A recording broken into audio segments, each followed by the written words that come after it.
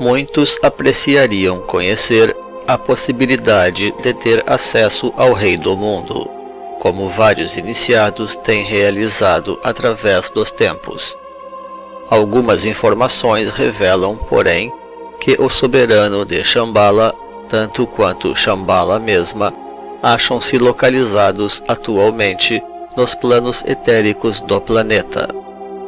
Contudo, ao contrário do que se possa imaginar, estes planos etéricos não são coisas assim tão inacessíveis. O etérico é apenas um refinamento dos planos, como uma espécie de aura, portanto, tecida por complexas redes energéticas, que ora dependem das estruturas materiais e ora são a sua fonte causal.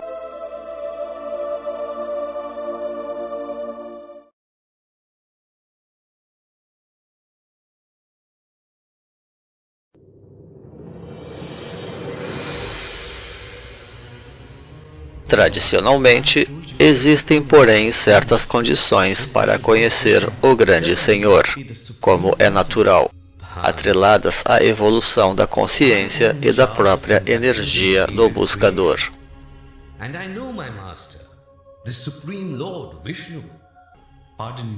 O acesso à Câmara Secreta do Rei do Mundo é facultada apenas através de certa iniciação, que a tradição oriental chama de Hansa, correspondendo, então, à terceira iniciação, dita também solar, vinculada ao chakra do plexo solar e ao próprio despertar da clarividência.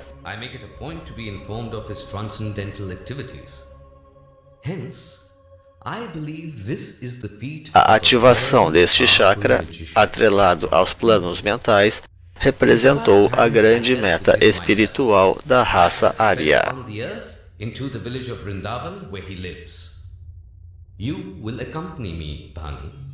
Yes, my lord.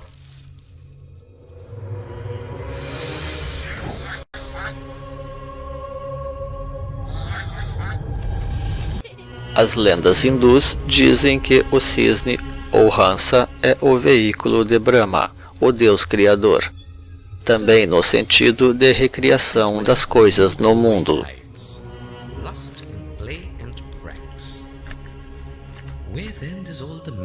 Por isto, as grandes tradições sociais orientais acham-se sempre tão associadas aos mitos bramânicos, através da figura do Manu ou mentor social, por exemplo. Oh, Bhanu, why are you so flustered? I have an idea. Sucede então que, neste grau, o contato com o Rei do Mundo é certo, garantido e necessário, até para sinalizar a conquista do refinamento da aura, prévio à iluminação do iniciado. Come close.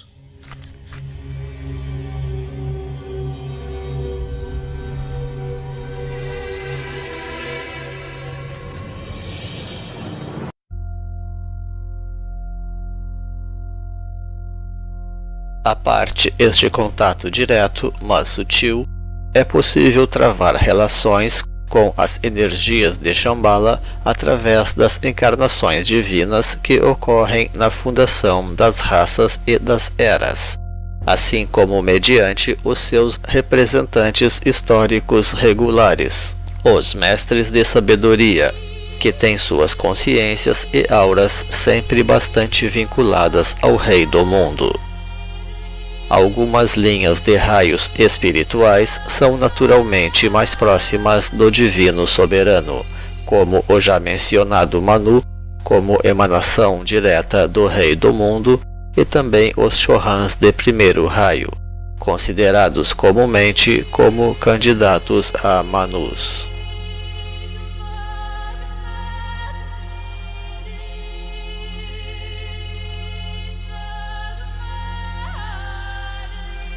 Cabe prestar atenção, portanto, aos ensinamentos emanados destas elevadas fontes espirituais, através de discípulos avançados que revelam as mensagens e as energias destes centros primordiais.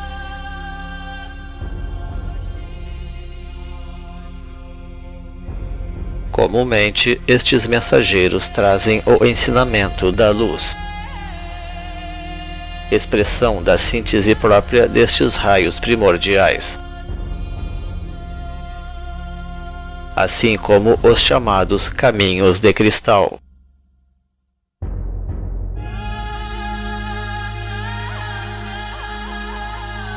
Estas são fontes seguras para criar os caminhos necessários para ter acesso ao coração de Agartha, que são caminhos internos basicamente, mas que não podem ser trilhados sem um espírito de serviço à evolução do mundo, alinhado às causas universais dos próprios mestres.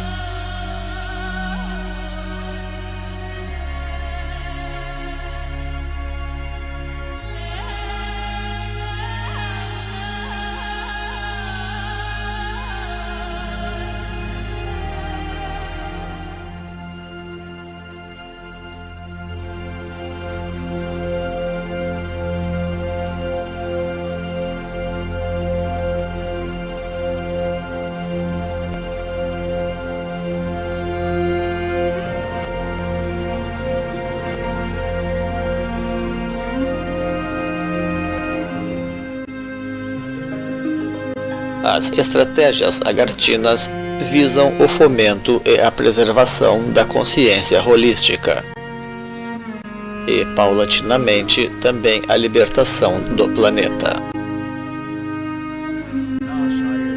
Para isto, Agartha inspira os caminhos heróicos,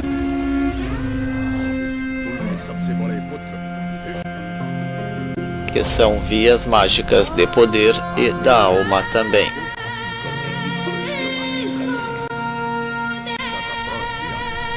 Assim como os mais rápidos e avançados caminhos espirituais.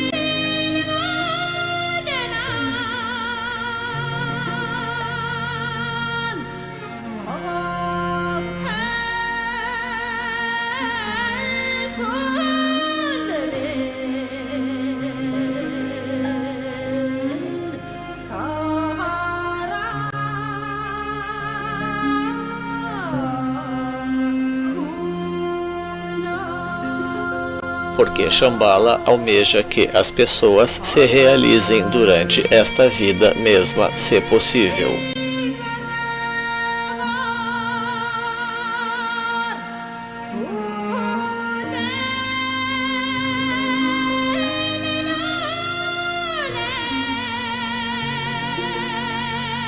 Contudo, ao contrário de tantas outras sociedades hegemonistas, inspiradas em ideologias humanas radicais e opressivas,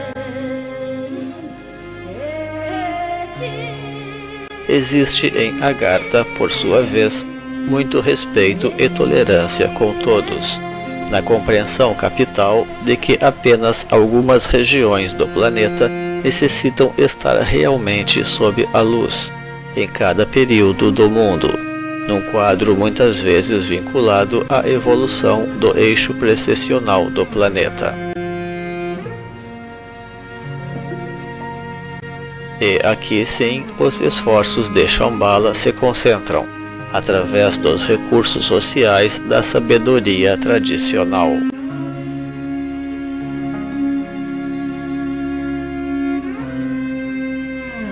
Estas estratégias de libertação se concentram então basicamente na ideia de centro, que tão fortemente impregna o imaginário existente sobre o reino de Agartha.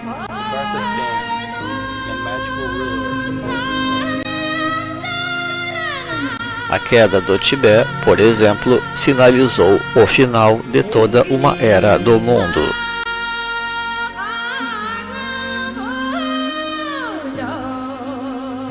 As interpretações sobre a natureza destes centros, assim como os poderes que ali são desenvolvidos, variam, porém, conforme o conhecimento ou a fantasia de cada pessoa.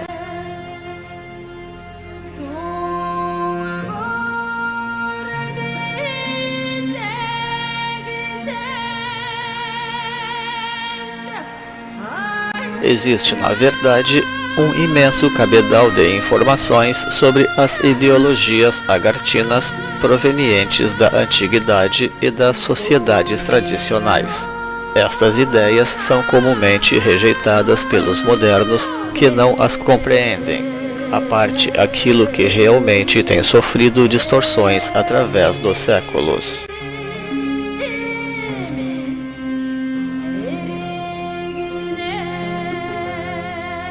É importante compreender, porém, o universalismo essencial que impregna todas as manifestações de Agartha.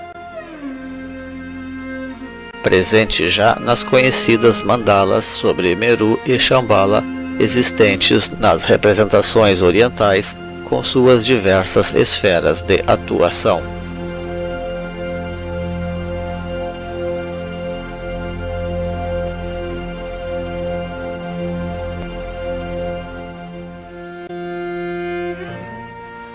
Por esta razão, Agartha também representa uma zona de proteção, cercada por uma poderosa egrégora formada por seres visíveis e invisíveis de diferentes escalões e procedências.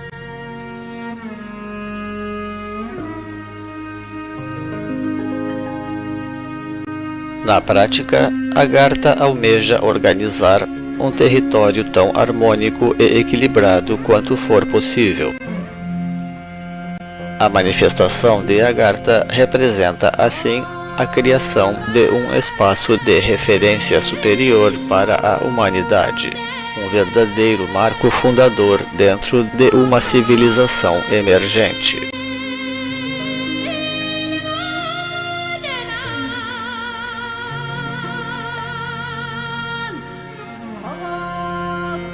Para isto, os mestres de Agartha seguem exatamente as sábias leis da natureza, de organizar e valorizar as dimensões de tempo e de espaço.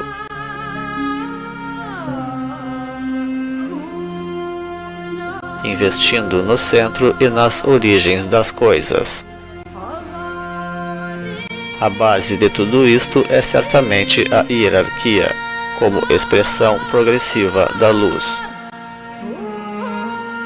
Não se trata, porém, neste caso, de algum sistema de privilégio e exclusão, mas sim de vocação e experiência.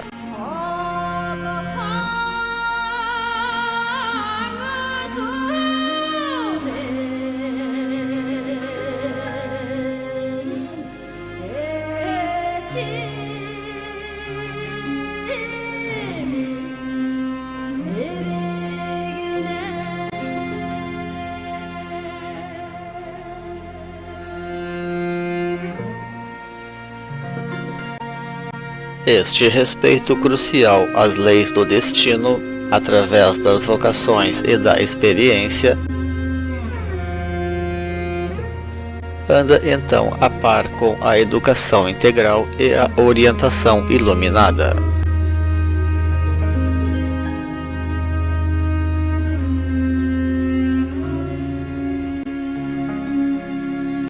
A educação surge daí como um alicerce incomparável, porque as altas ciências de Agartha se destinam a formar o ser humano superior, ocupadas de fazer despertar os poderes latentes da humanidade, os quais sempre são retomados em prol da criação das novas eras do mundo, como uma oportunidade para a renovação humana.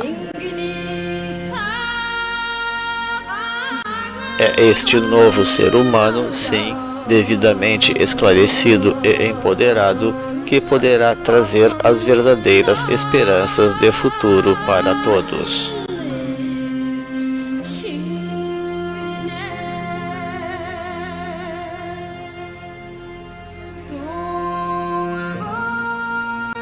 A ideia é, pois, organizar este território ecumênico, também conhecido como as 7 cidades templares do sistema geográfico de evolução.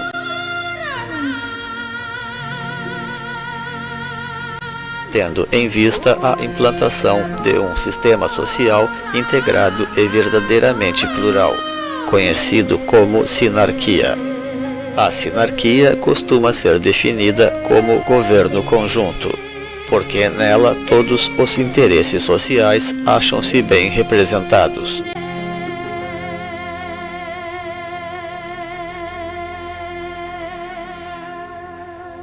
Prova disto são as sociedades da grande antiguidade, cujo ecumenismo e esplendor são incontestes, criando sempre embaraços para os discursos de uma modernidade reducionista, que tanto aprecia se apresentar como porta-voz exclusiva, mas tantas vezes contestada, da pluralidade cultural.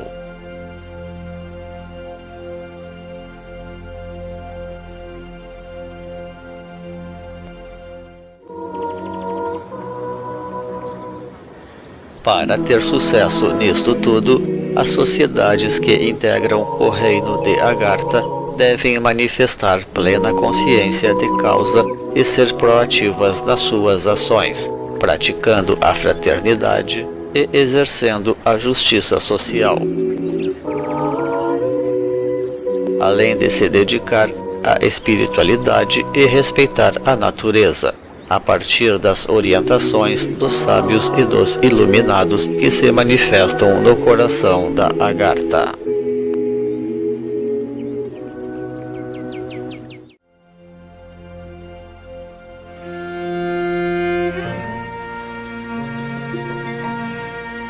E assim é que o mundo se renova, sob as bênçãos da paz e da unidade, libertando-se do velho caos.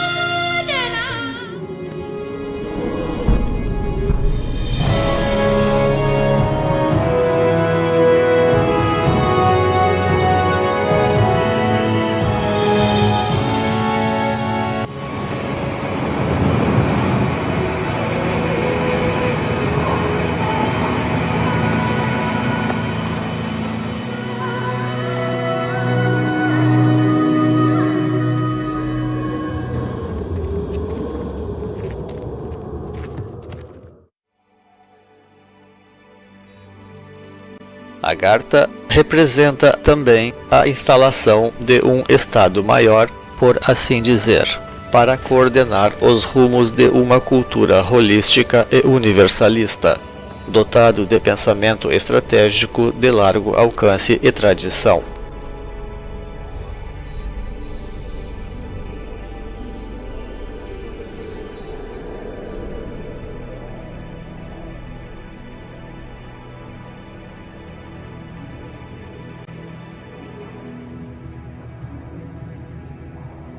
Sem isto, seria impossível a implantação de uma nova era para o mundo.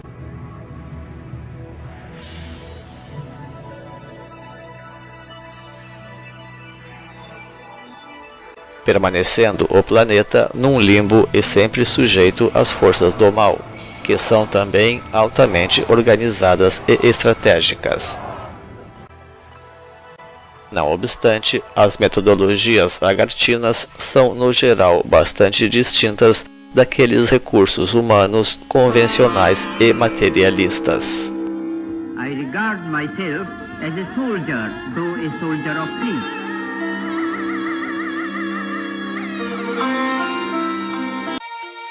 Know the value of discipline and truth.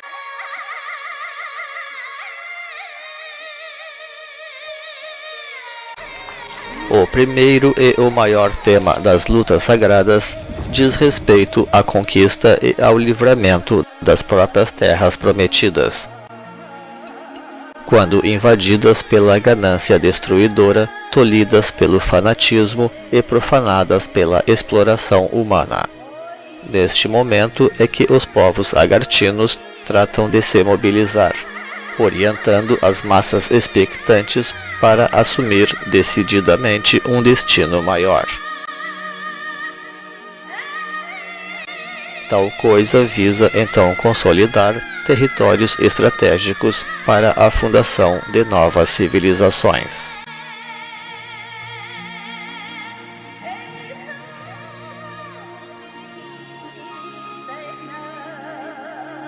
Na verdade, muita coisa pode ser alcançada já pela simples ocupação maciça e ordenada das regiões, voltada para o trabalho, a fraternidade e a espiritualidade.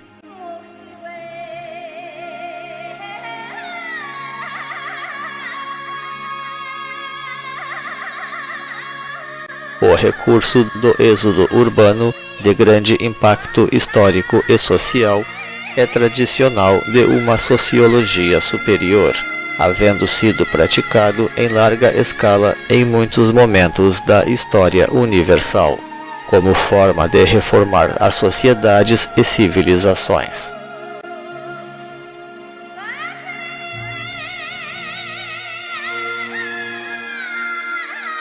Não hesitamos em dizer sequer que as primitivas migrações humanas já eram, em boa parte, motivadas por causas sociais e culturais, com reflexos ambientais e econômicos.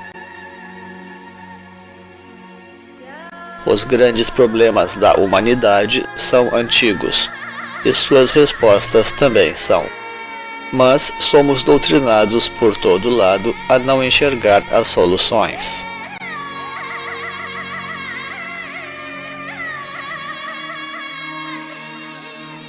Fato é que o simples peso social de uma ocupação desta natureza, em locais de baixa densidade demográfica, já pode ser suficiente para mudar todo o fiel da balança.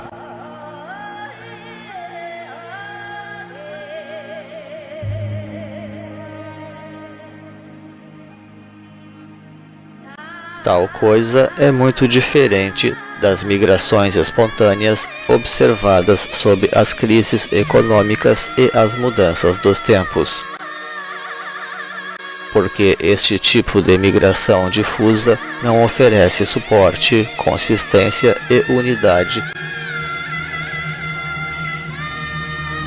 para sustentar uma nova mentalidade. Senão, vejamos um exemplo recente no país.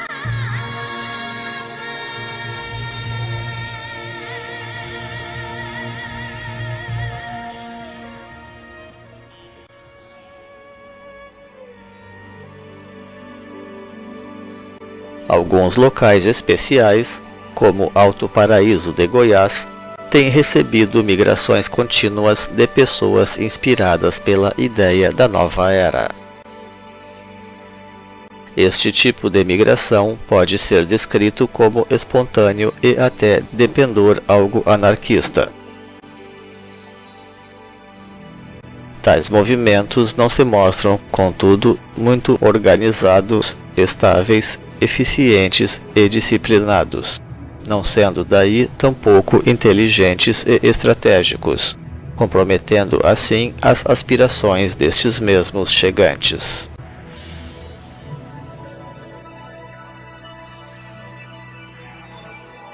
Aliás, é bem provável que justamente um recurso similar ao organizado aqui proposto tenha sido usado então instintivamente para neutralizar estas tendências locais.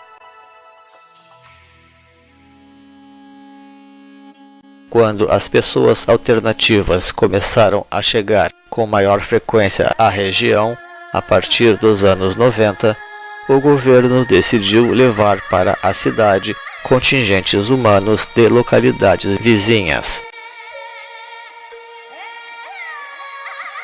sob o pretexto de oferecer mão de obra para os postos de trabalho que aqueles mesmos alternativos estavam criando, especialmente através de estruturas de turismo.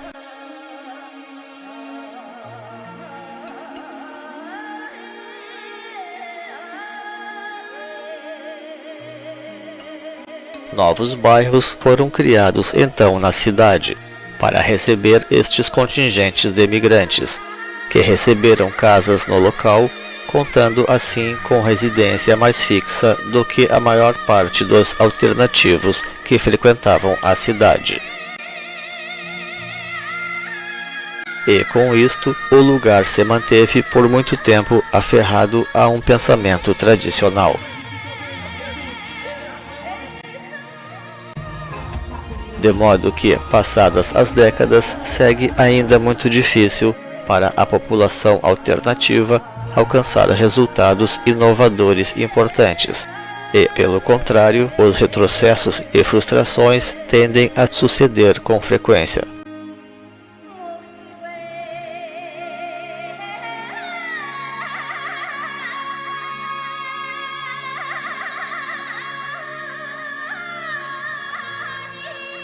Merece, contudo, o registro de que, na virada dos anos 80, se chegou a ter no país um movimento alternativo de certo peso, que aspirava a ocupar esta mesma região de forma aparentemente mais organizada e maciça, dando início então a todos estes movimentos localizados.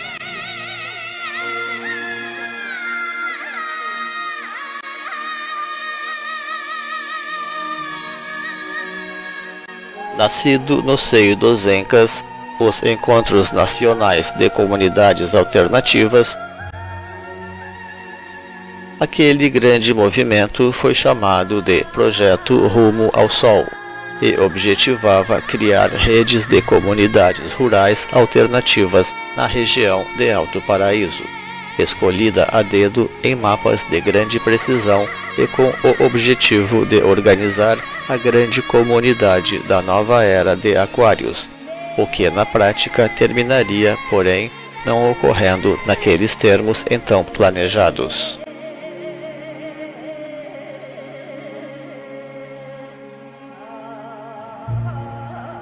Mas este seria, contudo, o primeiro grande sinal de que a região se destina a sediar a Agartha da nova era, coração da nova civilização.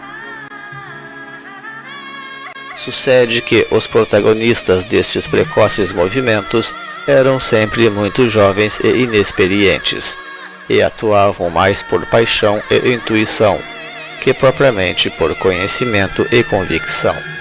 Estas pessoas eram vagamente orientadas pelas hierarquias espirituais, e muitas vezes sequer tinham consciência disto.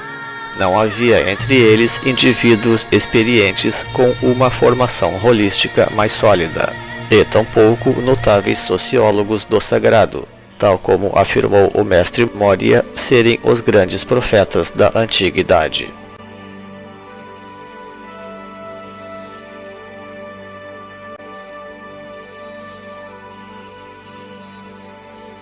O resultado foi que estes movimentos logo se desfizeram ou se diluíram nas pequenas cidades, onde ora ganharam e ora perderam peso social e político, assim como cultural e econômico, já que imperava ali apenas os sonhos e vagas fantasias de um tempo novo, sem um sólido planejamento, de modo que se terminou amplamente sujeito ainda aos velhos métodos de associação, reproduzindo modelos culturais atávicos e rendidos na prática ao sistema de vida convencional, de teor sempre mais ou menos destrutivo, segregador, materialista e alienado.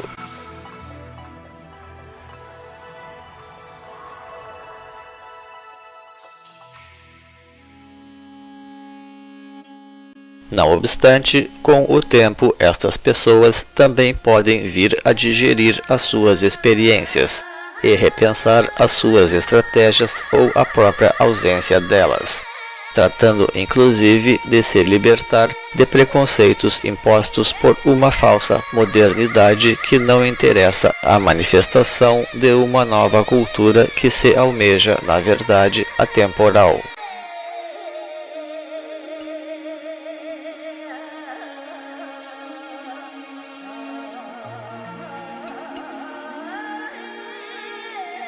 Uma fórmula importante é aquela que oferece a tradição de sabedoria, destinando áreas específicas para cada agrupamento consolidado, prevendo assim o seu crescimento e expansão, e outorgando para cada grupo uma específica missão local e no todo. Sob a direta coordenação das forças de unificação inspiradas por Shambhala.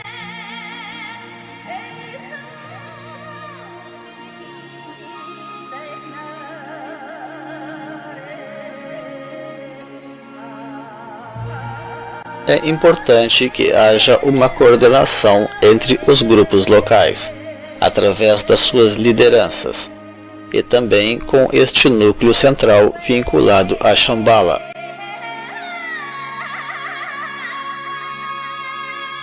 Para não se terminar por reproduzir aquelas tendências comuns à humanidade, às quais sequer os iniciados costumam estar imunes, de rivalidade, preconceito, desunião e supremacia, e que apenas levariam tudo uma vez mais a se perder.